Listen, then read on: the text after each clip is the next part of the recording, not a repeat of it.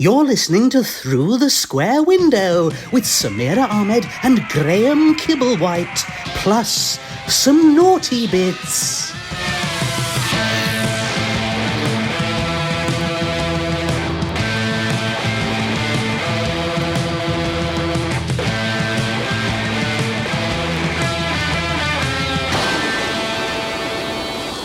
Hello.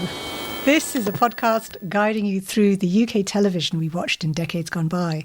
And a bit about us. We both think about TV for a living. I present Newswatch on BBC One and Front Row on Radio 4. And I'm the Telegraph's head of TV and radio and have been writing in one form or another about television for nearly 3 decades, blimey. That's not just in your diary then? It kind of is. I think there is a certain element of that. Well, today we're diving back in time into one of, I think, the best years for my family's home videotaping, March 1979, and coming up in today's episode. Can we help?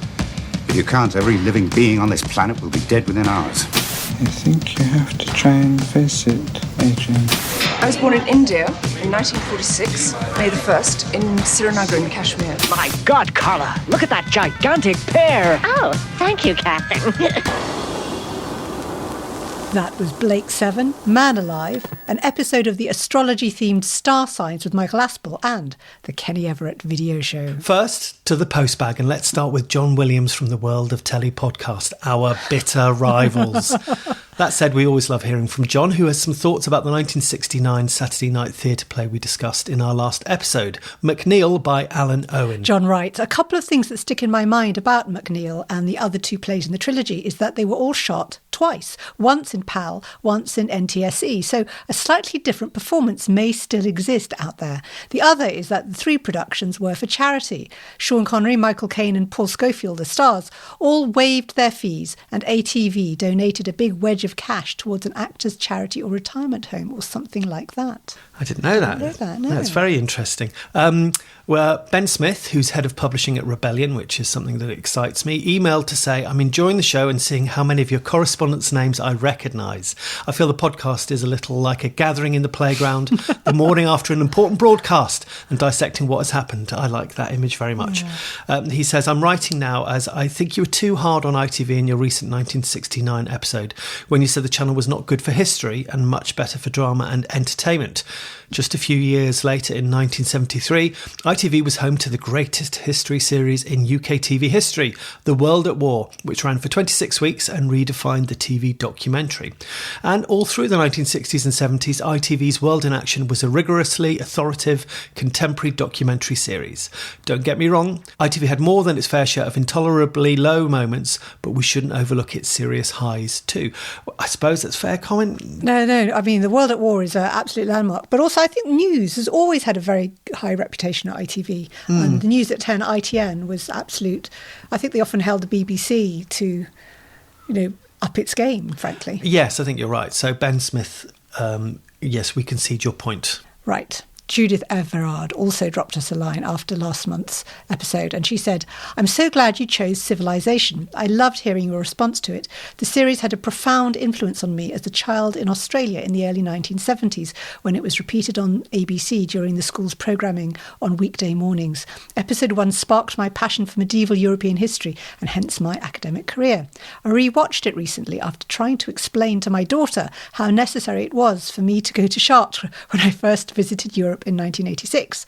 As expected, some of it has not aged well. The scholarship on late antiquity, early medieval European history and archaeology has transformed since 1969 on every front. Actually, I thought you two were very charitable about that and the Eurocentricity. Well, thank you very much, Judith. I was only charitable because I was out of my depth. So, but you've got no excuse, Samira. Oh, no, I think it's, we gave it a tough time. We did. And finally, Alan Fisher wrote to us in regard to our discussion about Department S. He says there was another show broadcast in 1969 that could be considered the anti-Department S, or more accurately, the anti-spooks. And that was Callan. That's what Alan's talking about. He calls it a grubby, downbeat show that had no faith in the establishment and had excellent actors like Edward Woodward, Russell Hunter and Anthony Valentine portraying multifaceted characters who existed in a world where clear-cut endings were not guaranteed. Even Harold Wilson was a fan, which seems pretty peculiar. He ends with, I definitely feel like this show achieved cultural significance significance and remains the best role Edward Woodward ever performed. Wow, well, Edward Woodward had a lot of great roles. He did. And he ends his email with this PS: I have no faith that the Blake 7 reboot will happen, being disappointed too often in the past. Well, we're going to be talking about Blake 7 in just a moment, so we'll keep Alan's comment in mind. But before that, if you would like to get in touch with us, please do drop us a line on email at squarewindow.co.uk, or you can find us on social media at squarewindowpod.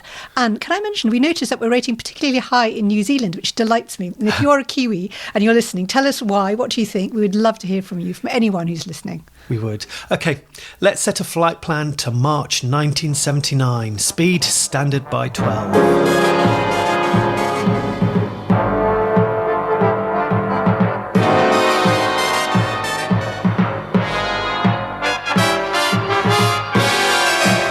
Dudley Simpson's rousing theme to the BBC sci-fi saga Blake 7. The episode we watched was Countdown, which aired on Tuesday the 6th of March at 7:15pm on BBC One. Written by the programme's creator Terry Nation, this comes from the show's second series. Now, I have to start with a confession here, Graham. I never watched Blake 7, though I did watch Star Maidens with Gareth Thomas, but I did stumble across the climax, the final ever episode, on transmission. It just turned on the TV and there it was. And I saw how it all ended, and I was absolutely enthralled. And I want to also say I own a special black jacket for presenting on TV, which is known as my Serverland jacket. So, you know, the cultural echoes of this show are deep within me somehow, despite the fact I didn't really watch it. Now, I need you to ask you, Graham, how would you sum up the premise of the show? OK, well, originally it was pitched to the BBC as The Dirty Dozen in Space. And the series, which ran between 1978 and 81, follows a group of freedom fighters on board the spaceship Liberator, who are led by Gareth Thomas's stoic, gilet-wearing Rog Blake. Together they attempt to bring down the totalitarian Federation. And in the episode we watched, Blake takes his team to the planet Albion in an effort to locate Federation officer Provine, who has vital information about the location of the evil Empire's main command centre. They arrive in the middle of a coup on this planet, and it's a coup that's prompted Provine to initiate a nuclear weapon, which is on a countdown to wipe out all life. The only people with the capacity to deactivate it are Blake's cynical and scene-stealing computer expert Avon, who's played with icy relish by Paul Darrow, and hired mercenary Del Grant, who's played by Tom Chadbourne. And the last time Del Grant saw Avon, he swore that he would kill him. Can I just say, there was like a glow in your eyes. You lit up and describing to me the premise of Blake 7. So this is a show that you watched, presumably, and loved. Not really. No? It's very odd. This is a Big Brothers show. So this, because it had snogging in it for a start, and so I always felt slightly uncomfortable about it when it was originally on. And my eyes light up because I think this episode is really, really great. But I find Blake 7 generally a bit boring. It's weird, isn't it? So, I mean, I should say I'm a huge science fiction fan, and I particularly love Star Trek. And as you know, I love things like Space 1999. And I have watched a fair amount of Doctor Who, and this whole premise reminded me of the Genesis of the Daleks plot with Tom Baker, where they're in that world and it's totalitarian, there's lots of black leather. There's something very Star Trek as well about landing in a world where there's a coup going on. You know, the plot premise struck me as much more like Star Trek.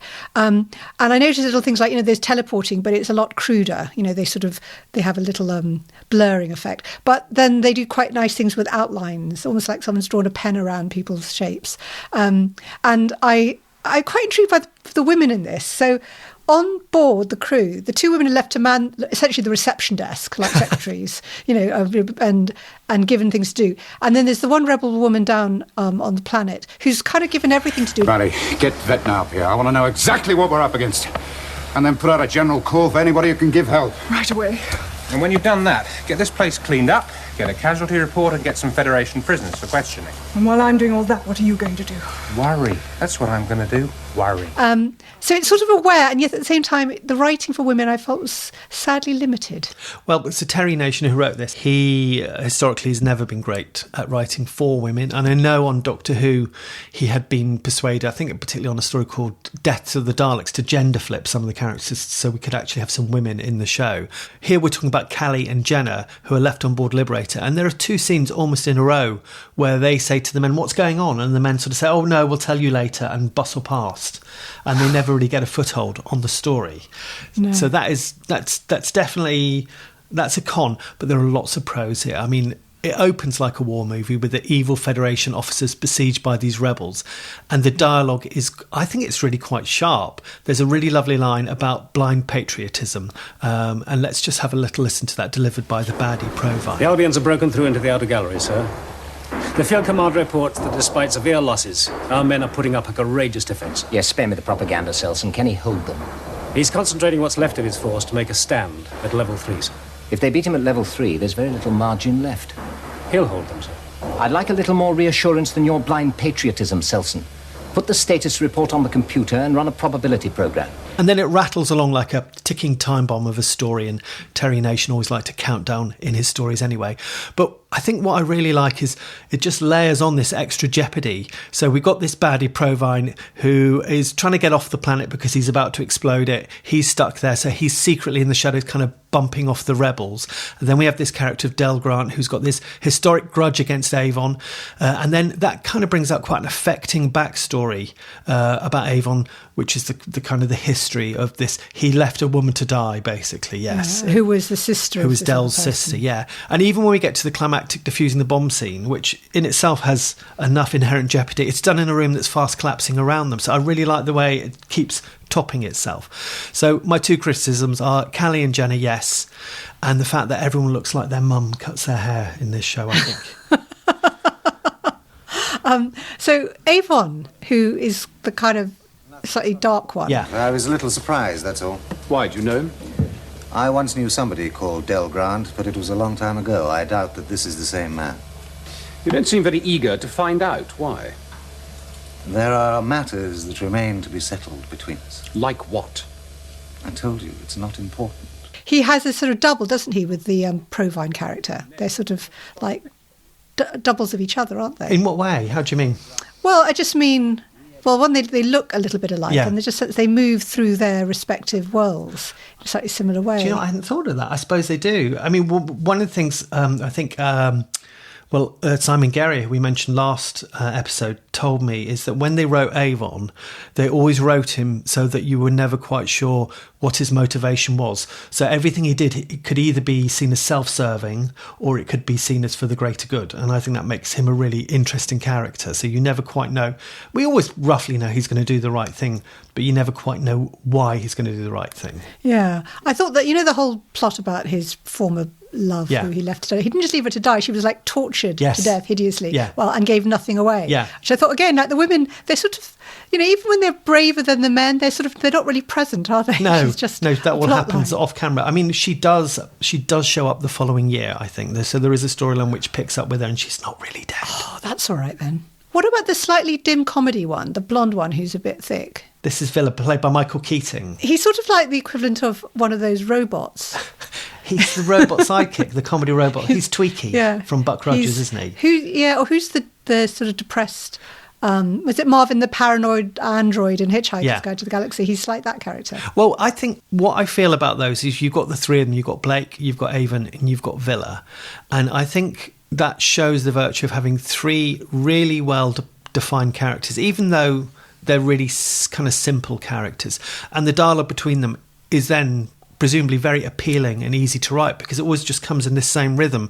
So you have Blake who will set up a pompous premise, and then Avon who will attack it, and then Villa who will say something kind of crushingly downbeat or pedestrian at the end of it. In fact, here's an example of that. It must have been quite a fight. These men are from the Federation Space Assault Force. They're crack troops. It's quiet enough now. The battle seems to be over. Just one thing we don't know. Who won? Let's find out. Not that way. Let's look at some of the other levels first. Why? I'd rather not meet anyone till we get the geography of this place sorted out. Men fresh from a battle tend to be a little trigger-happy. Trigger-happy? It would be stupid to be shot up by our own allies. Not only stupid, painful. In fact, there's another Villa line which is just simply, he just says, "Oh dear," which really made me laugh because it's so kind of prosaic and everyman, isn't it? Yeah, and I can imagine on watching this transmission, actually, that whole combination is quite effective. I suppose in its own way, it's trying to create that sense of camaraderie and personality that was so central to Star Trek, with kind of grumpy McCoy. Yeah, I mean, I think it's also equivalent to the McCoy character, although he's not as smart. He's just... But he's predictable, the kind of thing he's going to say, and it's lightens it. Well, he's, I suppose, the audience identification figure, isn't he, in a way, in that we watch this thinking, gosh, I'd never put myself in that situation, or I wouldn't be first to beam down. And he is that guy who's saying that, I suppose, which is quite a useful function. Yeah. I had another thought, which is about the look of it, and the prop. So I've watched enough classic Doctor Who from the 70s and early 80s to recognise, the limitations of what you can do on BBC budgets. And I thought it looks pretty good. I like the jersey costume design. It's got a very body map feel to it. A huge amount of use of perspex. All these sort of clear things that are the pieces that put together to make this nuclear bomb and metallic foil. Ultimately, though, with that machine doing the red digital countdown, it does look just like the climax to Octopussy or Goldfinger, doesn't it? Yes, but that's no bad thing, is it? I think that's kind of what it's trading on, that kind of storytelling. Yeah, no, I mean, I think I maybe it's because I'm older, I can see the structural beats of this very clearly. So the whole double plot of Avon and Del Grant, the two of them have their own kind of subplot, and that is very Star Trek as well. Then the kind of the foregrounded thing of the countdown to drive it all forward. I have to say, the music, which I always remember the theme music, the best bit of the music is the Moogie bit at the very, very, very, very end of the closing titles. I love that.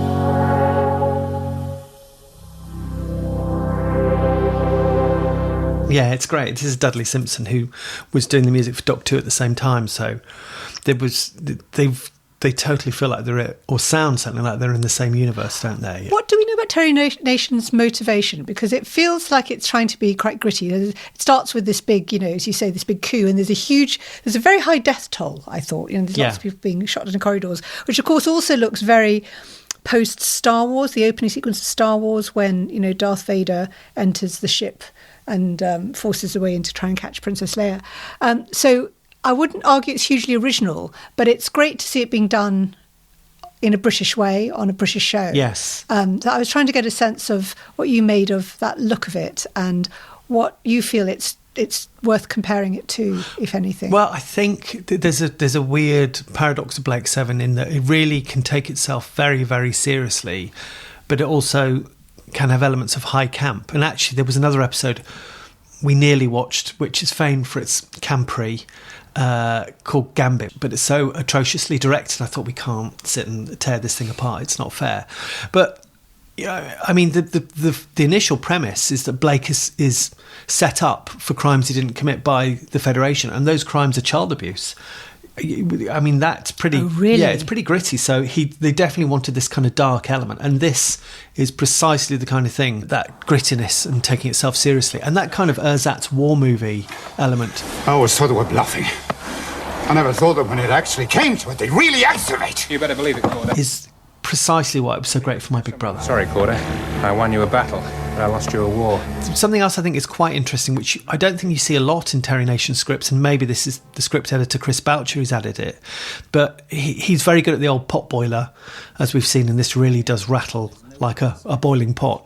But there's some politics in here that I think was quite interesting, and we have this character called Corder and his summation of life under the evil Federation. And the Federation was bleeding us dry.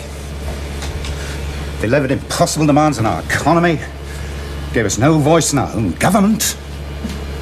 We were little better than slaves on our own planet. It's a familiar pattern. Go on. So we decided to secede from the Federation. Oh, we tried to do it legally. Went through all the normal diplomatic patterns, through all the interplanetary laws, but none of it did any good. Do you like that politics element in there?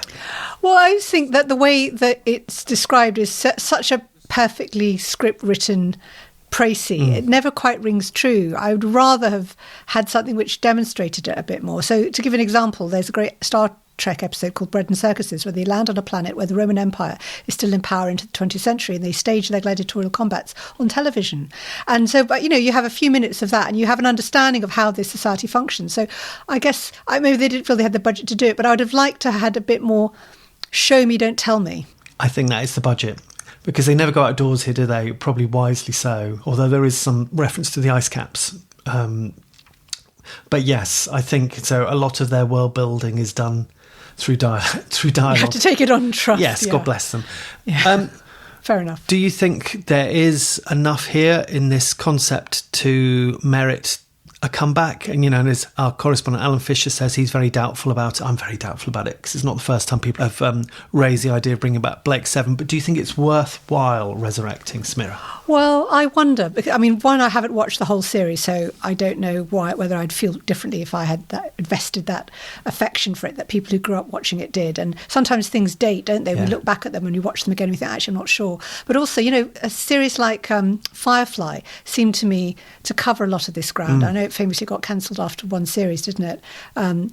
And they did manage to make a movie, but I'm not sure Blake Seven would be doing anything sufficiently different to justify making a new spin-off now, is my thought. I mean, it's hard to think what the high concept is here, really, isn't it? It's space rebels in space, and there's a lot of that. Yeah, which is like Guardians of the Galaxy to some extent, isn't it? I mean, it's been done a lot. Yeah. I'm not opposed to a Blake Seven reboot. I just worry that after the terrible lack of success of, remember the Hitchhiker's movie that came out in the early 2000s, so long after the original series, the longer you leave it, it's harder to get it right. Lost in Space, you think of most of these classic series that were loved and had turned into films. I can't think of many. Well, the only one that did work is one that was more derided, which was Battlestar Galactica, which came back very successfully. Which came back very different. Yeah. And Battlestar, of course, is from this era, Battlestar Galactica, 1979. And then there is a sense, or I think I've heard before, kind of a truism that if you're going to remake something, there's a lot of merit in remaking something that was a bit rubbish, actually. And I don't think Blake Seven is rubbish enough. Yeah, I do wonder if someone tried to do it by kind of recapturing the slightly hokey nature of the sets and things, in the way that, Red Dwarf managed to, I think, pull off that thing of looking a little bit schlonky, but actually being really compelling. I know it was a sitcom anyway, but something that looked and had the feel of that would be the Blake Seven reboot I'd like to see. And the things that are in its favour, I think are the characters, not necessarily Blake, who I do find boring. And I think the show peps up once he goes at the end of this series. And then Avon becomes the lead. Can you see, just in this episode, why Avon is a more interesting character? Were you more drawn to him? Yeah. Oh, totally. I mean, he's got this doubleness to him. Even without having watched an episode before it, you just know that there's something, you're not sure which side he's on. He gives, and that sense of hiding something is quite intriguing. I like that. And then the last question, I think you've alluded to this, I'm going to ask you straight out. Is Star Trek better than Blake Seven? Well, it would be unfair to make a comparison based on the fact I haven't watched a lot of Blake Seven. But I know, but I love Star Trek. Yeah. I just think the writing is so good. It's so beautifully shot. And even though the budgets were cut dramatically over series 2 and 3, but the quality of the characters and the acting and the fact that it had so many great ideas going on, and I think it did help that it had a range of different writers. People like Harlan Ellison, they had people with really interesting science fiction backgrounds bringing quite big ideas, and the fact that I know it was made in America, so therefore it could influence NASA, but basically we owe the whole space shuttle program to the generation of college students who grew up watching Star Trek, and I'm not sure anyone could claim that Blake Seven inspired them to go off and become a space scientist. No, it might have inspired people to buy studded PVC, but I think that's about it. Right, let's look at what was happening culturally in March 1979. So just 2 singles holding the number 1 spot this month, and both were disco classics: Tragedy by the Bee Gees and I Will Survive by Gloria Gaynor. Meanwhile, on BBC Radio, listeners were waking up to Dave Lee Travis on Radio 1, Terry Wogan on Radio 2, and in my case, Graham Dean on London's Capital Radio. Interesting. Okay, UK cinema releases included Robert De Niro's The Deer Hunter, Clint Eastwood's Every Which Way But Loose, and the remake of The Invasion of the Body Snatchers, starring Donald Sutherland. I've got to say, Graham, I mean, just as a snapshot of culture, you can see why I think 1979 is one of the most culturally rich moments in British history. And that's without mentioning New Wave. I mean, Blondie's Parallel Lines is out. There's all kinds of excitement going on. So we turn now to a current affairs programme that was a mainstay of the schedules through the 1960s and 70s.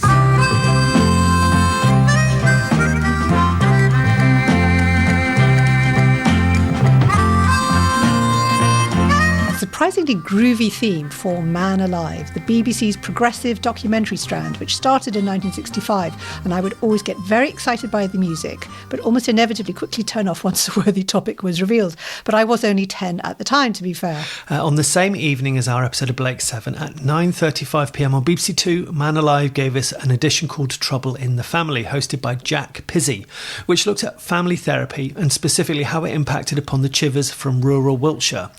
They were mum and dad, June and Dave, oldest son Adrian, who's 13, daughter Joanna, 11, and the youngest son Craig, who was 9. And we watched Dr. Christopher Dare, who trained as a child psychiatrist at the Tavistock Clinic, lead a series of therapy sessions with the Chivers, starting with the question of why Adrian was stealing from his parents and uncovering the stresses and secrets that are troubling parents and children alike, plus discussing progress with the presenter after each session. It's a careful and sensitive exploration of an ordinary family's troubles and something that educated the audience in a then little-known and relatively new area of psychiatric help. We wanted to show what family therapy can do. It's been going on for 20 years now, and it's becoming increasingly recognised as something that can, to put it at its simplest, as something that can create happiness. Now, probably no family would turn down a chance of more happiness.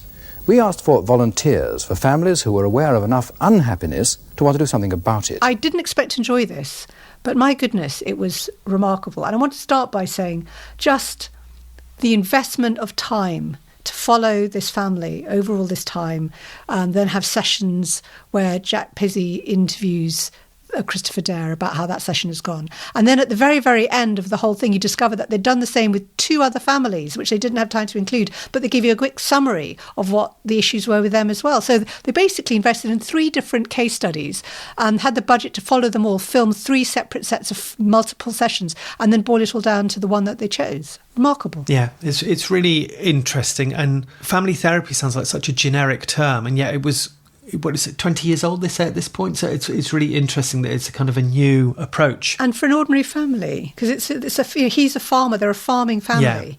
They're not particularly affluent or anything. No. I also wanted to point out the programme starts with a very clear disclaimer about the editorial process. But in the end, we decided that the best way to demonstrate family therapy would be to follow just one of them, Adrian and his family, the Chivers. It tells you that, this is how we made it. They were aware of this, and, obviously we can't show you everything.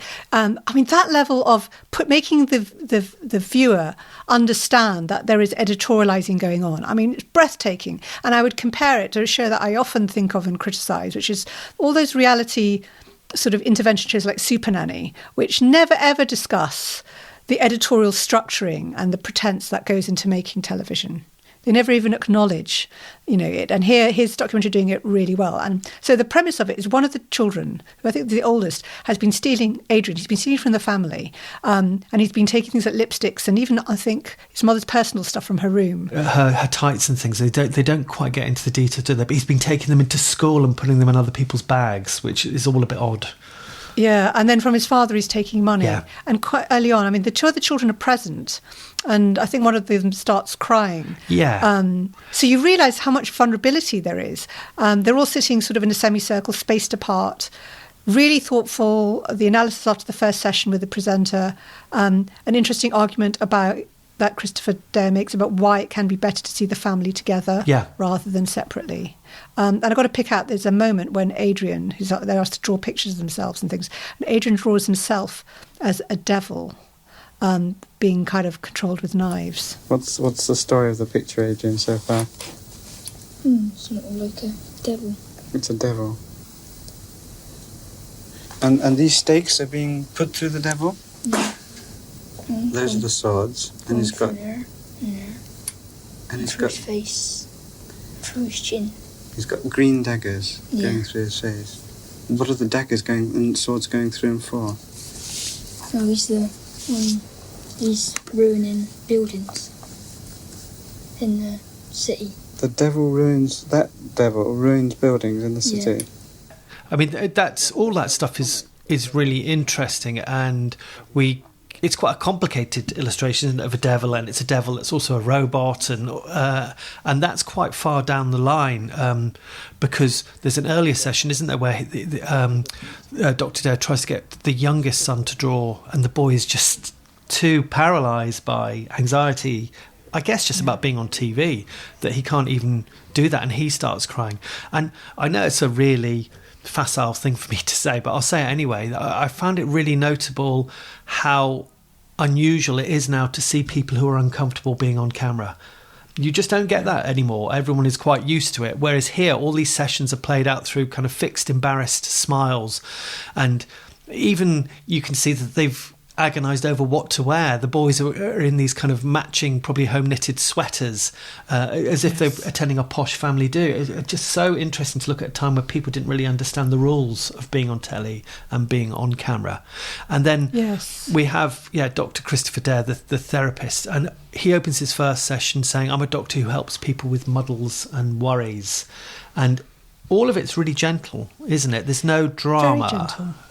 His ability to talk to children and make them feel comfortable while not in any way compromising on his professional role as a doctor, I thought was remarkable. I also thought one of the other editorial disclaimers they put up at the front was to explain that the reason that it wasn't a problem, them all being on the television, was that their school and their neighbours all knew about the issue, about what Adrian had been doing. So there wasn't a sense of disclosing a hidden family secret. Everyone already knew about it. And I thought, again, that was really important so that you didn't feel this family were being exploited. And over the course of, is it 90 minutes or so in total? It's a little under 90, You get a sense of a journey. What's really interesting is how late in the day you suddenly start to get other admissions, because as you were saying, the family don't come across as being particularly comfortable being on camera. But you gradually start to realise the husband, who says very little, is a loner, and the mum admits she's the one who's outgoing, she loves dancing, but husband doesn't. And you're starting to just open up a whole new level of what might be going on, which is not like it's a huge crisis. It's not the kind of traumas that you expect these days when people go on television to look into their family history. But it feels very real that all these tensions and differences affect the whole family. It's such a subtle piece of programme making. I found that really bleak, actually. Let's listen to Mrs. Chivers sort of talking about, these are my words, not hers, but her loveless marriage. He never wants to go anywhere, do you? But you also don't have fun at home. No, I don't think we haven't got an awful lot in common. It's not a lot of things we enjoy doing. We like different records, I like reading, David doesn't. But how much effort do you make to try and share? Well, we do try, but he goes to sleep.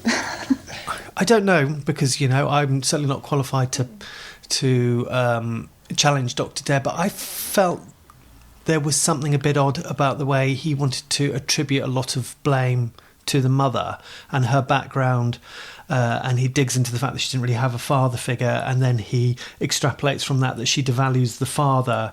And I don't know. I just thought, was there a slight latent kind of sexism here, that the dad, who seems to be quite taciturn, and I don't want to judge anyone here, but he seems to be quite taciturn and not contributing a lot, is given a sort of a free pass, and she is blamed for speaking for the kids and victimising the father, I suppose. Yeah, so I did that, she bonds with the children and the father's sort of excluded, but actually it does sound like that's partly his choice because of the way that his life works. Yes, I thought, yes, in that sense it is definitely of its time. I think a lot of families who might consider therapy would be very threatened by the prospect of all that probing. There is a great sense from the journalist who's asking great questions like, is it safe what this process? Oh, well, yes, I want to expand on him, because I think his questioning is fantastic, and he asks really direct questions. Yes, you're right. He's after the first session, he turns to Dr. Dare and says, well, that was quite painful. Would you expect tears in any family that went into therapy? And after the second session, he says, not too much seems to be happening at this stage. He's very good at these kind of layman questions, isn't he, Jack Pizzey? Yeah, you know who he was married to? His wife was Erin Pizzey, who set up the first women's refuge in London. Ah, that's interesting. Yeah, so there's a sense that, there's a background of the awareness of these big domestic issues, and maybe part of his sensitivity is also this awareness of actually what it was like for women inside marriages where they didn't have a role outside. The mother is very much a housewife. That is her whole life. There's a bit, I think, at the end, before we see the family, where he asks Dr. Dare, has it worked? And Dr. Dare is a bit on the fence, which I thought that reflected well on him. That he says, "Well, he's I quite don't cautious." know. Yeah, he is. Yeah. Well, I thought that the children definitely became much more relaxed. They played together in a very comfortable way, which is always a good sign. And Adrian was, to me, looking more grown up and more at ease with himself. And I thought there was some possibility that this would have been a real help to them. You don't seem too sure. Well, we're pretty sceptical about our own effectiveness as therapists. I thought that was honest and it was refreshing. There is a follow-up a month later with the family at home, but it's very, very brief. Yeah. Very brief compared to the length of the therapy session. So I think you can see the limitations in a way you could have done with an extra 5-10 minutes. But I don't know what the family would have said. But, interviewing them at home, you'd think they'd be more relaxed. Yeah. I would love to know long term what happened to them and how they felt. Adrian, what do you feel about it all? Oh, I'm happy. I'm happy. I get on with mum and dad all right. Huh? If you look at these. Joanna and Craig. And get on better at school. I've got more friends. There's a huge sense of responsibility in how this programme was put together. It's terrific. I think modern current affairs could learn a lot from this approach. I know that I don't often have the luxury of time. I guess by modern viewing standards it might seem a bit boring. There's an awful lot of watching just 5 people speaking quite quietly and politely in a room to each other. There's no fireworks, is there? There's no people shouting. It's not like one of those Jerry Springer-style reality shows, which you'd expect now people start shouting at each other or reveal terrible things. It's much more contained. It is very much of its time, that sense of the buttoned-up, slightly stiff upper lip feel to it. Even when they're willing to open up, it's actually... People don't have the emotional tools, I think, to know how to express themselves. Now everyone, as you say, they wouldn't go on a programme like that without thinking about what others who've gone on before have done, how it looks, comparing themselves to other reality TV shows, and this is in a news and current affairs format, so it feels slightly more old-fashioned. It feels slightly restrained, but it feels very ethical, and I really value that. I wouldn't recommend a family today to do this, would you? On telly? Oh God, no. No, there'd be no point. I mean, then I wanted to know what impact it would have had and what its viewing would have been like. I suspect there would have been quite a lot of interest and follow-up. People would have watched that and thought, I'm sure it would have set people off looking at getting family therapy potentially. Yeah, probably. And it gives you advice about how you can get it through, for free through, your GP or local authority and things like that. And that's the other thing, is it's a lost world where, on the one hand, families probably didn't share and talk about their problems in public. But equally, if you wanted to seek help, there probably was a lot more state-funded aid if you knew to ask. I wonder if the fact this was going out on BBC Two relatively late at night made it a safe space, because unfortunately for the Chivers, we've picked it up and we're talking about it again, but really the chances of it living on in 79 and having much footprint is really small. Probably the only way it would live on would potentially be in the next day's reviews in the papers if they happen to pick it up, and then it's gone in a way that nothing now that happens on telly goes and disappears anymore, does it? That's a really good observation. So yes, in a way it was a safe space by doing it on TV at that time. Right, let's look at the ratings, and it's the same story we often tell, with Granada's Coronation Street dominating the TV landscape. In March 1979, that show was netting in excess of 19 million viewers.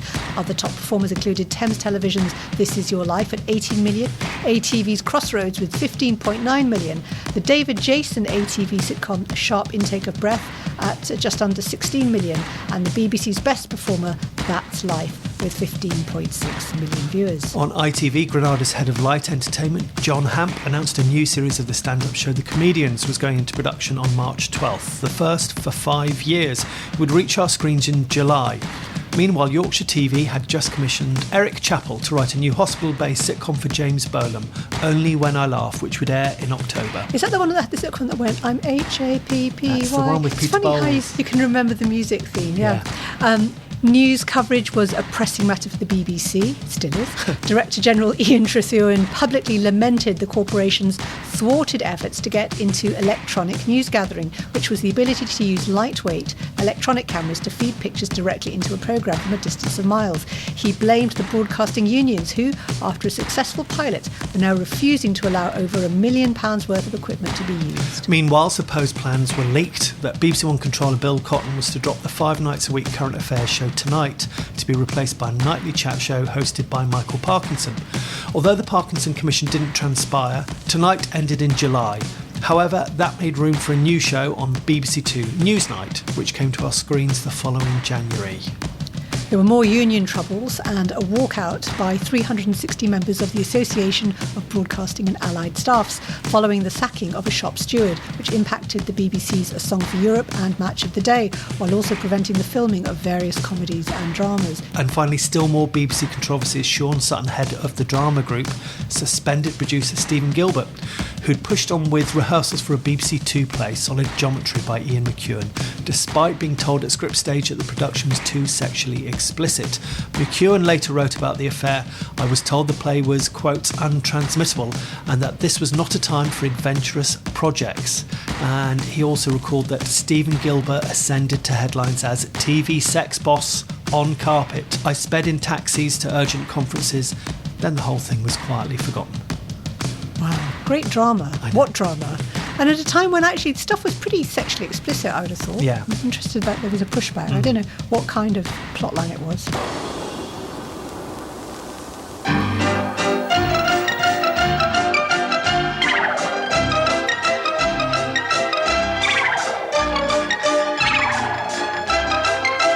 The opening to Star Signs, the BBC Two, I guess we'd call it a panel show, that aired on Friday, March 2nd at 7:35pm, presented by Michael Aspel. And it's clearly an attempt to ride the wave of British enthusiasm for astrology and ESP at the time, something we have spoken about before, Graham. So would you give us the show's Radio Times billing? I will, because I'm struggling to clarify actually what it is. So it reads, Michael Aspel introduces a new entertainment based on astrology and the other predictive arts. Tonight, astrologer Frederick Davis and psychometrist Robin Stevens give their assessment of the characters and attempt to establish the identity of the two mystery star guests. So like an astral version of Through the Keyhole, essentially. The celebrities this week were Joanna Lumley and Peter Cook, so big names. Yeah. And both would first appear on a pre-filmed segment, not available to the studio participants, where they were interviewed about their lives. We get to see a lot of amazing photographs of their childhood. We you know, do. Joanna Lumley as a toddler in India, her dad in the Gurkhas and so on. And Peter Cook's childhood photos as well. I was fascinated by that. After that, they would appear in a kind of confessional booth called the Celebrity Cell, still hidden from view except for an aperture through which they would offer their hands. At this point, palmist Darlinda, who was Scotland's first registered clairvoyant, in case you need that information, would give them a reading before Robin Stevens would be provided with a personal item they had brought in, and from its energies he would attempt to divine something of their personality and, of course, their identities. I mean, what do you make of this? Oh, God, this is a real snapshot of the cultural weirdness of 1979. So we had a book at home called Linda Goodman's Sun Signs, and she wrote this big book, and it was all about the different astrological signs and what they did. And I just remember everyone being obsessed with astrology and believing in it, that, you know, you're a Gemini or this, that and the other. And it actually taps into that. The opening title graphics has got this combination of Arthur C. Clarke style mystery, but very playful pianola music. It's plinky plonky, isn't it? It's very plinky plonky. It's on BBC Two, so it's sort of, it's tapping into something that's popular, but it's sort of acknowledging that it's not quite mainstream in that. Obviously, astrology is not really well. I don't know what BBC executives thought about this stuff. It was bizarre. I was also thinking that they mentioned Susan George and Kenneth Williams had been the guests last week.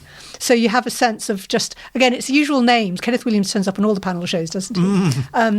And I thought a couple of things. So that vogue for psychometry, touching objects that people owned and being able to feel the residue of their personality or their aura. I wasn't quite so aware of this being a thing, but that's part of the way the game show works. So the psychometrist is given an envelope with a possession, so it's like the watch, Peter Cook's watch.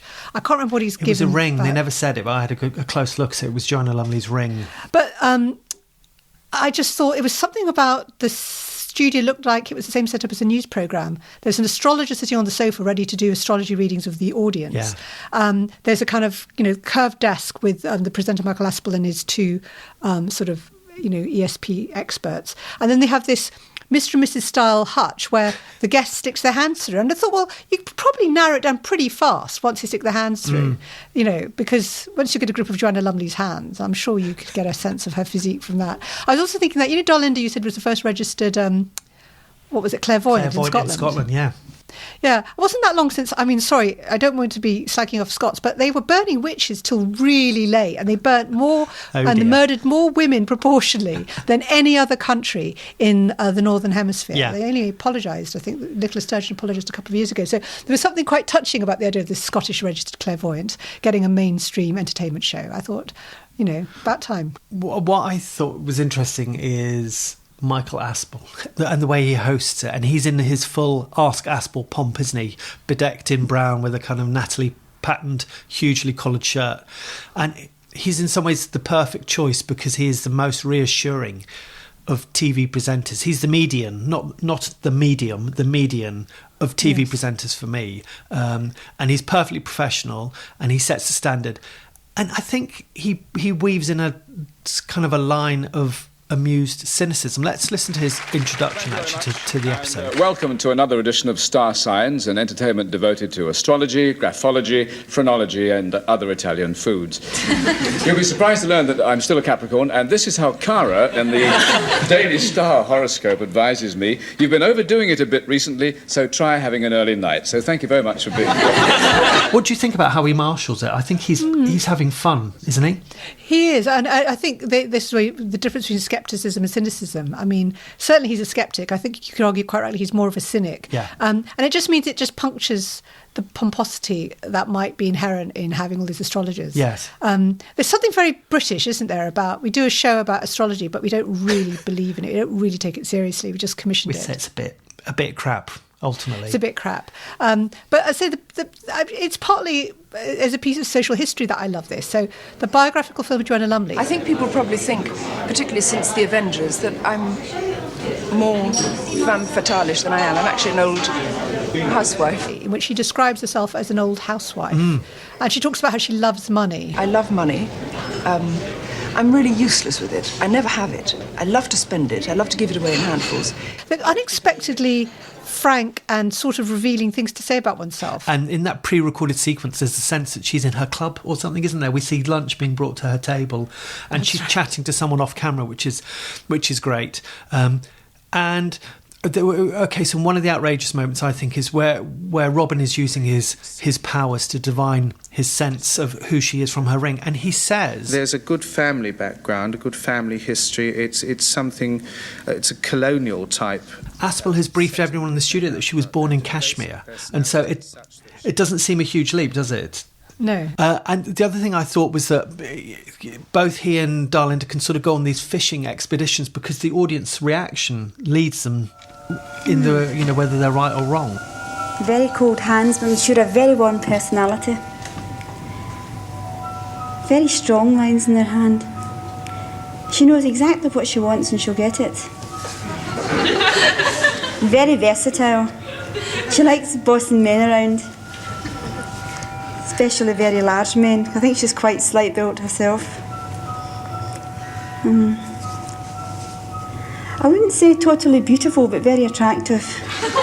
There's so many opportunities for both these people to do, I guess, what you would call a cold reading and just kind of busk it, which I think is essentially what they're doing, isn't it? I quite enjoyed Frederick Davis wandering through the audience doing horoscopes based on people giving him their date of birth, and if you don't mind telling me the year as well. Okay, now who would like to be the first victim? Okay, now the gentleman there with the white collar and maroon tie. 16th of May 1952. Yes, now this is very important with documents and papers, particularly in connection with property and real estate and things like that. Physical changes in the home are very, very vital. So this is a good time for home changes, knocking down walls, taking windows out, any kind of physical things like that. Have you been doing anything like that recently? Recently moved into a new house, yeah. I mean, he's great. So he was a former actor and speech therapist who then became an astrologer, and then he was a consultant to like Liza Minnelli or Lauren Bacall and Muhammad Ali. So, he is kind of invulnerable, and I think he does that thing which I think is impressive. In the words of Kipling, he meets triumph and disaster and treats those two imposters just the same, whether he's getting it right or wrong from the audience. So he can just steamroll over. If it's wrong, oh fine, okay, and then we move on to the next one.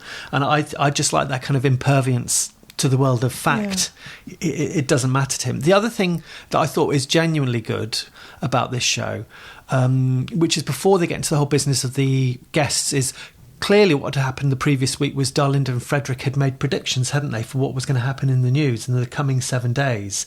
And now Aspel is giving them their scorecard on how their predictions did. And that makes them really vulnerable. And the predictions, again, you're talking about a snapshot of their time. Frederick has predicted, among other things, there'll be a flood, that the Queen would trip up on her Middle East tour. And in something that was clearly a core celeb of the time, he talks about Fiona Richmond, who was a glamour model and an actress who was appearing in Paul Raymond's nude stage show, Yes, We Have No Pyjamas, which had been drawing protests. He says that she would be publicly defended by a leading religious figure. But so far, Cliff Richard has said nothing. Darlinda, meanwhile, is even more outrageous. She foresees a UFO sighting and a major medical breakthrough. So, you know, God bless her. She's not hedging her bets, is she? So the other guest who comes on is Peter Cook. Yeah. And this is so interesting because, you know, he's at that point in his career where he's sort of lost his way a bit. Yeah. He's got that same wet perm as George Harrison had around this time. He comes, he's got a cigar. He says, I'm fairly ill-tempered and sarcastic, but I think under it all I'm quite amiable. I realised that he looked quite a lot like David Bowie in the late 60s with that perm. And he dressed like a member of a 70s new wave band with his kind of fabric tie and his waistcoat and his jacket. And I was just wondering what people like Peter Cook thought when they came on these shows, you know, what their agents say, we should do this, it'll raise your profile, you might get some more work, because he seems a bit of a lost soul, doesn't he? You know, he's going along with it in a good spirit, but he can't make that many quips, really. Oh yes, I was born on November the 17th, 1937, in Torquay, Devonshire. My mother having rushed home from Nigeria, Africa, to make sure that I was English rather than African. No, he can't. It's not an opportunity for him, even though it's about him, it's an opportunity for him to showcase himself, is it? But I think you're right, probably is. It's just, Aspel's got a BBC Two show, should we do that? Yep, that's fine. And, you know, Harty's doing this on Friday, should we do that? Yep. Maybe there's not much due diligence happening here in terms of the bookings. And maybe it reveals something about how much of the bread and butter of quite big celebrities from the 60s was turning up on these quite, you know, mild and quite inane panel shows. That was how they made their money. Yeah, you can imagine doing Who Done It one day or Give Us a Clue and then Star Signs, you know, the next. It doesn't seem that improbable. There's something I found out, which I found quite interesting about this show, is that actually we owe it all to Jan Leeming, because... Really? Yes, we do, because it actually began as a show in the West Country on the BBC called Zodiac & Co. that was hosted by her. And there's an episode, I think you can see it on YouTube, where the guest is John Cleese. So even then, when it was regional only, they were getting really good guests. So she wrote about it in her autobiography. After several series, Zodiac & Co. did get onto network television. The format was changed, so was the panel, and the presenter became Michael Aspel. Of course, I was upset that I didn't transfer with the programme, but if I had to lose it to anyone, I can't think of anyone better than Michael, whom I like and admire greatly.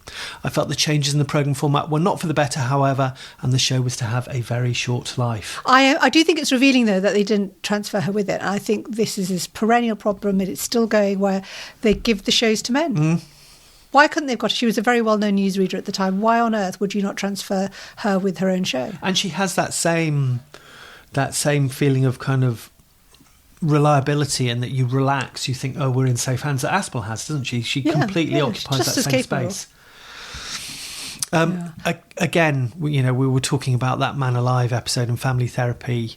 We don't think we would see It's Like on telly again today. We wouldn't see this on telly today now, would you? Unless it was a really kind of kooky post-midnight Channel 4 thing, you know, incredibly arch. But this is like a Reeves and Mortimer style jokey thing. I know. There is little moments of insight when I think Darlinda says that she doesn't know who Peter Cook is, but she thinks he's a Peter Pan. I don't think he ever grew up. You know, the unexpected moments of insight, even if they're just great guesses. But the whole thing it's very much of its time. It's a reminder of that there was lots of filler that was probably watchable at the time, but you wouldn't see any reason to commission it. I wouldn't have broken my heart if this had been wiped. Let's put it that way. And do you rue the loss of occult entertainment in mainstream BBC shows? No. I don't at all. It's very strange, that presence it had. But then, we haven't looked at all those shows about ghosts and things. Oh, there's plenty more, There's plenty more of that to come. But and to make it a formatted strange. show, it seems odd to me. A formatted entertainment show seems really, really odd. Well, again, they didn't have the internet, Graham. This is what people did in the evenings. They sat and they watched shows where someone put it all together for them. I mean, this is equivalent to just going into the web and looking for stuff about your personal aura and all that nonsense. But, I cannot emphasise enough those books, Linda Goodman books in particular. She did one about the Chinese zodiac as well. We were all obsessed with zodiacs at that time. I do not know why. And to this day, you look, a lot of women's magazines in particular still run zodiacs in the back. I have no idea why. Hello, Keith here. Welcome to a show in a glass of its own. Now, regular listeners will know I go on about my family having had a VCR since 1975. Well, our next show is one that I taped at the time and have watched dozens and dozens of times over the years since. It's... Yes, hallelujah, it's the video show. And now, the man the BBC calls...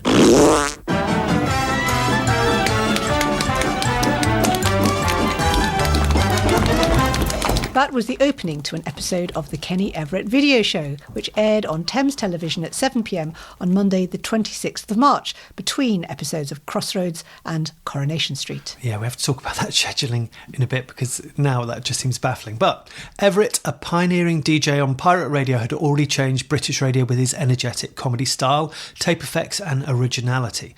This series was co-written with Ray Cameron and comedy stalwart Barry Cryer, and the Kenny Everett video show translated that unique style to television, where it ran on Thames for 4 years between 1978 and 1981, and it won a BAFTA for TV craft. There were still tape effects, but using the latest blue screen technology, animation by Cosgrove Hall in the space spoof Captain Kremen, and a host of wild characters including the punk Sid Snot and the uptight Mr. Angry of Mayfair. The show's resident dance troupe, Arlene Phillips' Hot Gossip, served up a highly sexualised choreography every week, attracting headlines and the ire of anti-obscenity campaigner Mary Whitehouse. The programme left in bloopers and the camera crew's laughter. There was no studio audience. And crucially, it was always a showcase for big-name pop acts, from David Bowie to the Pretenders, who queued up to come on Kenny's show and to be filmed by producer-director David Mallet on wildly creative sets. So this week's episode, which is from the second series, featured the Average White Band, Kiki D, and an early love of my life, David Essex. See what I did there? Of course, it's already absolutely ingrained on my brain, this episode. And I had no idea about the scheduling. I had no idea what came before or after, because we just taped it.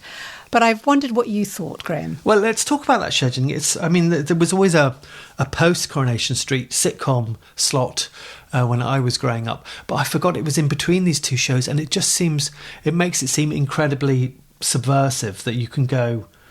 It's hammocked, to use the scheduling term, between those two soaps. It's absolutely bizarre. But what I found really impressive watching this is how in its own world it seems. So you've got Kenny, who appears, he's either backdropped by something that would suggest he's in the innards of your television set, which I really like, or he's in these stark white backgrounds, which is really strange, but it becomes a really strong visual defining feature about him. Makes him almost look like a kind of a comic strip character. And then there's the pace of the thing, so much so that it kind of starts... And before you even realise it started, you get the ident and suddenly there's nonsense happening. The speed of the opening action and how much is going on in the first 30 seconds. Every episode would be different that way. You just think how stunning this looks compared to something like Star Signs, the programme that we were talking about just before. When he runs onto the set, he drops his mic pack and he continues and he's ad-libbing and the crew start laughing. Straight away, if you'd never seen or heard of Kenny Everett before, you would just think, who is this remarkable TV presence? He's just a one-off. I think there were some interesting taste questions. So there's an animation of the Thames logo with giant naked boobs instead of buildings, which is very much of its time. And I remember even at the time thinking, I didn't like that, but you let it go. But, I accept that it was of its time. But there's also the animation which you can hear in that opening few seconds with the sort of chanting, and they animate a kind of African savage face, which that you definitely wouldn't do. No. But again, I think at the time they were just throwing in all these different ideas in a way that I would compare it to something like the Goodies for the eclecticism and the speed with which they're throwing gags at the screen. I love how every band is shot in a different way. Yeah. And David Mallet went on to make a lot of pop videos. And that's why he left doing the Kenny Everett video show, because he knew that there was a whole new market of pop videos to make. And the budgets he was blowing on shooting some of these, because they had 3 or 4 acts per half-hour episode. It's astounding how much it was actually a pop music show, contemporary pop music, with Kenny Everett just riffing between. I mean, there's never been anyone like it before or successfully since, I think. It really does show at this stage in its development anyway, its debt to his radio work, in that he is still a sensible... It reminds me of early Tiswas, which that began as continuity on ATV in between cartoons, and here it's Kenny linking in between songs, and it's still slightly just weighted more towards the songs, albeit the linking stuff is really creative and interesting, and you can see why people after a while they want more of the grouting rather than the tiles, to use a weird analogy. I wonder, what was your philosophy when you were watching it then? It wasn't for you, when I used to watch Little and Large and then Barbara Dixon would come on, I would then groan and you'd want Little and Large to come back on. Was it the case for you with Kenny Everett that when the bands came on you'd be like, disengage a little bit, or was that germane to the excitement? It depended on the bands. So I definitely fast-forwarded through Kiki D. No offence to Kiki D, who did look amazing. I loved the sets. If you look at the use of neon and, it's just fantastic. Every set had such an amazing budget. And it's so much more creative than something like Top of the Pops. But I would watch some of the acts. But yes, on the whole, I would forward through them for Kenny Everett, because I was 10 at the time and it was his humour that you wanted. But, for example, the one where... David Essex is waiting to perform. Hello, I'm here in my front room talking to David Essex. And they're just having a little banter. He's standing on the set ready to sing, and he says... It's really your front room, Ken? Oh yes, it was designed in the war during an air raid. As you can see, there were several direct hits. Yes, lovely colours. Yes, it was Hitler's birthday. I don't know if... I'm guessing that was just a genuine ad-lib in the moment, but I just remember that joyous feeling of him riffing with the pop artists and what they were doing. And the thing you really notice in the background is often they would film extra segments with these pop artists that would crop up in other episodes. So Sid Snott would be singing a song and you realise that his backing band is the Pretenders.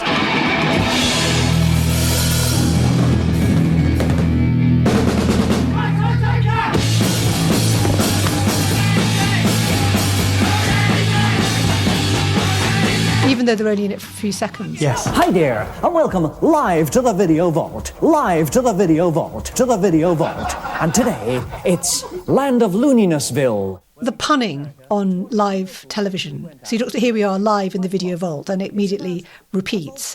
Just little jokes that play with the whole idea of video and television technology when it's still quite a new thing. People started to get video recorders by 1979, but it's still quite a novelty. And he's doing what he did with radio. He's creating these incredibly sort of sophisticated effects and riffing on the fakeness of radio. And he's doing it with television now. I just find it remarkable how ahead of his time it was, and how, apart from a few of those things which are dated because of racial or sexual humour, the stuff hasn't dated at all. It's exquisitely fast-paced. I suppose that postmodernism is that's a really criticky term, but that's what he's bringing to it, isn't it? And this idea of, we know we're a TV show and let's spoof the mores of telly, which there wasn't a lot. Monty Python done a little bit, but the whole premise here is that, I guess it's even the name of the show, isn't it? Is that he's in your telly and he's messing around with how a TV show comes together. The other thing that we've spoken about a bit is that looseness to it, which you would think in almost the hands of anyone else would be absolutely unforgivable. That you would come in with certain segments which are clearly they're going to busk it on the day, or they're just going to roll with whatever happens, and it really, really works here. Yeah, well, Barry Cryer, who co-wrote it, said that the script would have these blank pages in it where they knew that he would just ad-lib. They would create the scenario and then he would ad-lib. Hello, Angry of Mayfair here. Damn you all for watching those young female hussies. Look, they're walking around the studio half-dressed. The Angry of Mayfair, looks like a uptight, posh gentleman with a bowler hat and umbrella from the front. I mean, where did you get those knickers? Marks and Sparks. Really? I had mine hand-tailored in Jermyn Street. And they rubbed me up the wrong way. But then he turns around and he's dressed in women's underwear and laces suspenders behind. Sort of cocking a snook at sort of the hypocrisy of supposedly straight London society. Again, all the more fascinating. I did not know at the time that Kenny Everett was gay. I mean, I just think it's exciting. Oh, golly, I just pressed BBC Two. So now we'll have to have a documentary about lizards' livers. Only joshing, folks. It's naughty time. How does that frame, then, do you think, the naughty bits? Because the naughty bits, for me, it feels very much like a schoolboy's understanding of what sexy things are just from glimpsing a top-shelf magazine but having no real experience. Am I overthinking this, or do you think that does define a bit of how the element in the show is? Well, I think that is very much how a lot of adult men thought at the time. I think it's very revealing of the culture of TV studios. I mean, I haven't worked at Thames TV much, but when I would go into LWT, the old LWT building sometimes, they would still have up odd posters and things in the corner of sets that you just had the feeling that the atmosphere of on those places was a bit more sexist. Like a Pirelli calendar or something, is that what you mean? Yeah. Yeah, that kind of thing, yeah. And so that's, I don't think it's not a schoolboy humour, and I think the fact that Kenny Everett was himself gay means that he's just playing with these ideas. You know, I don't think there's any negative intent. You're tuned to the Kenny Everett video show. Tra-la-la-la-la-la-la-la-la-la. Amen. And in fact, Hot Gossip, who caused such, you know, controversy at the time. You know, there's a great bit where they're all dressed up as like a choir, and they're singing in the. They use them as a kind of white between skits, and they're just you know, dancing as if miming to a little jingle. So you know, it worked both ways, didn't it, to use that? And I've got to talk about Hot Gossip. Because again, you look at the set that they're singing. They're doing Le Freak by Chic, which is such a great disco track. I mean, God, the disco music of this era is so thrilling. And the set is like a high science fiction variant on a fairground ride. So they're swinging in these kind of metal baskets, like they're on a waltzer or something. The lighting, the neon light bars, they're dressed in lingerie, and the men, who are mostly black, are topless with tight leggings. There's actually very limited dancing, but Arlene Phillips constructs these quite beautiful images where they form shapes and letters and the lighting changes. I mean, I do remember them later on performing some terrible pop single when they actually did attempt a pop career, and appearing on Pebble Mill at 1, trying to do one of their sexy dance routines and miming. And Pebble Mill was notoriously a very narrow office building. So it's like them standing doing stuff for voyeurs to look at in the window of an office building. But that was to come. But yeah, I could see why at this time they had a huge impact, and it was so much more exciting than, even though Pan's People only got a lot of grown men excited. This felt, it was venturing into the territory of, you know, say the pop video, that sort of new romantic look. It did get ludicrous, and actually I remember working my way through the box set when it was released some years ago, and being struck by, once you've seen one Hot Gossip pop dance, you've kind of seen them all, and they just started to get more and more filthy. I'm not saying I'm with Mrs. Mary Whitehouse, but it was just a gimmick, and they knew it would get presumably a lot of people watching, and that's, you know, it was part of it. Before we go on to talk about, which we must talk about, your interview with Barry Cryer. I met, maybe about 10 years ago, Ray Gearing, and he is the cameraman who, in that famous clip, it's his birthday and Kenny gives him a bottle of champagne. He doesn't know I'm going to do this, but driving camera 4, it's Birthday Boy! Yes, ladies and gentlemen, our cameraman, Chiefy Poo cameraman, Raymond Gearing, of Address Camera 4, Thames TV, Teddington.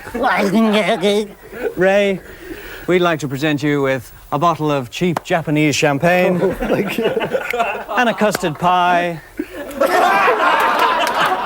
He was actually the studio manager at Teddington, and he gave me a tour of Teddington, and he pointed out that they used to record Kenny Everett in Studio 2, which later became the home for Harry Hill's TV Burp. It certainly was when I was there. But I asked him about appearing on the show, and he said, well, it wasn't a conscious thing, it just evolved that the crew laughed, but it was very new at the time because you weren't allowed to make a noise, and you certainly didn't laugh out loud at anything, and there were no rehearsals. We just went for it on Kenny Everett. And then this is the bit he said that really stuck with me. He said Kenny found out that if you were in shot, you got paid £9. Now, when you think that as a cameraman I was getting just £17 a week, that was a lot of money. So of course, once Kenny found out, he was jumping off the stage and coming up to us all the time. So he he's basically engineering this so the crew get a better payday. That really underlines the relationship, doesn't it, he had with his crew? It does. And the fact is, the viewer gets to share this. You know, this is postmodern television where the viewer is included in the joke. It's not done at our expense. It's not over our heads. We're very much part of it. I mean, that's why I found him breathtakingly exciting to watch. And, you know, I love that I kept the episode. I watched it so often. It thrilled me. And I have really happy memories of the Kenny Everett video show. I really do. Next week, we've got a great show lined up for you. Max Spygraves will be here singing a medley of every song ever written. Tony Blackburn will be with us, but no one will notice. And, of course, The Secret of Life. Don't forget to tune in. I dare you. And as you mentioned a little earlier, Graham, I actually interviewed Barry Cryer about the whole Kenny Everett experience back in 2019. And he, of course, was a writer with him on both shows. And the plan was, it was commissioned by you to write for an issue of your magazine TV Years. But sadly, Graham, it never made it to print. So the idea is we're going to present that original audio as a special extra episode of Through the Square Window. And the plan is it's going to come out when? Wednesday, the 25th of March. Excellent. So you can listen out for that if you can't get enough, like I can't, of Kenny Everett. Barry Cryer talking all about working with him and the gestation of some of the most famous characters. I do what I'm told. Just one try, and you too will be sold.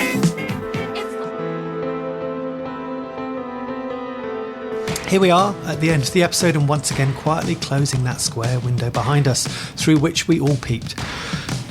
Does that work as a metaphor? What do you think? It sounds a bit like kind of thing an inhabitant of the planet Arg would say after killing all the celebrity Earthlings in the vortex at the end of the adventure game. Well, and I think that's a solid yes. So, you know we like to hear from you, so please do drop us a line on email at squarewindow.co.uk or look up Square Window Pod on social media. But before we go, we have a couple of things to tell you. As we've already mentioned, we have a special extra episode coming out in 2 weeks' time, a 2019 interview I did with Barry Cryer all about Kenny Everett. And then in April, our entire podcast is devoted to a very special guest. And let's have him tell you about it. Next time, Samira and Graham will be talking to me, Graham Garden, all about my 60 plus years in television. So there we have it. So it's Barry Cryer in a fortnight, and then please all come back in April for Graham Garden. But until then, goodbye.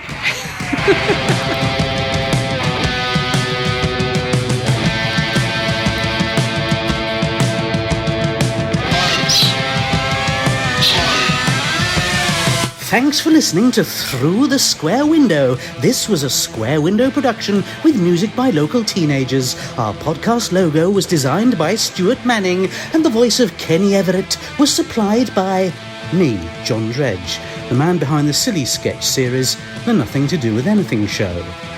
If you like the podcast, do subscribe and tell other people about it. And if you're so inclined, please also review it on Apple Podcasts.